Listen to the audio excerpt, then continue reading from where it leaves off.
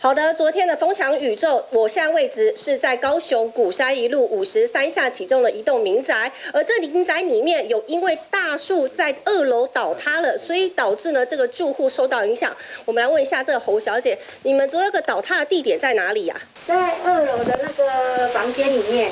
哦，好，你可以看到这个狭窄的这个木头的阶梯，这个侯小姐带我们要一路上到2楼的地方，也就是因为大树倒塌下来，导致呢压到他们的2楼的屋顶。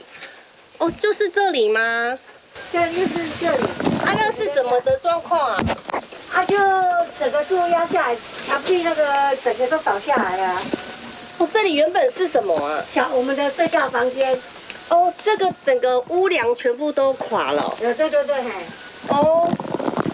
哎，侯小姐，问一下，你那个时候人是在哪里呀？我在睡觉。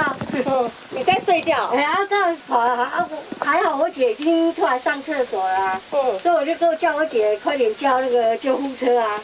哦，你有被压到是不是？还好，因为她这边刚好有东西挡着，就成一个三角形的那个空间给我在那边那个。那个时候是不是听到风雨声非常大声？对，就忽然间去捡了风声忽然间就砰一声就整个倒下来。以前有这么大的风过吗？有啊，可是问题是那个没有那个，我们最主要是那个树倒了，我们才会被压，不然还好。就是树倒下来整个被压到的。大概是几点的时候是？4点多的时候。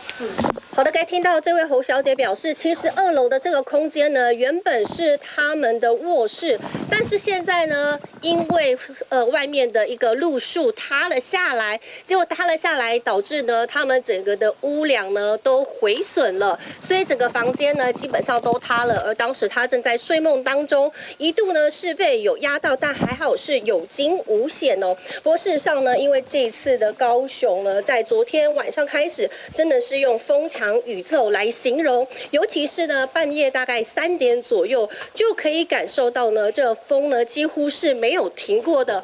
过去来讲呢，遇到的比较大的阵风的话，可能就是只是吹个10几秒或是20秒左右，但是呢昨天晚上呢这个风几乎是不停歇的，很可能一次吹呢就至少呢快要将近1分钟，所以呢也导致呢很多的高雄市区的路树呢有出现倒塌的意外。那我没想到呢，在这个鼓山区竟然有因为路树呢因为倒塌压到了房子，影响到住户。以上是我掌握到在高雄的情形。